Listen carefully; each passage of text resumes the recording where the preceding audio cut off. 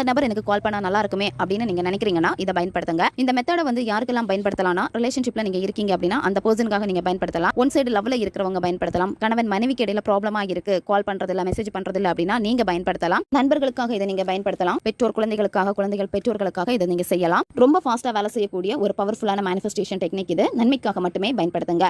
எந்த டேல வேணாலும் இந்த மெத்தடை நீங்க செய்யலாம். எந்த நேரத்தில் இந்த மெத்தடை நீங்க செய்யணும் அப்படின்னா, நைட் நீங்க தூங்க போறதுக்கு முன்னாடி தான் இந்த மெத்தடை நீங்க செய்யணும். இந்த மெத்தட்ல உங்களுக்கு ரெட் கலர் பென் வந்து தேவைப்படும். நீங்க ரிலேஷன்ஷிப்ல இருக்கீங்க, ஒன் சைடு லவ்ல இருக்கீங்க, கணவன் மனைவி, ஸோ இவங்க பண்றீங்கன்னா நீங்க ரெட் கலர் பென் வந்து பயன்படுத்திக்கோங்க.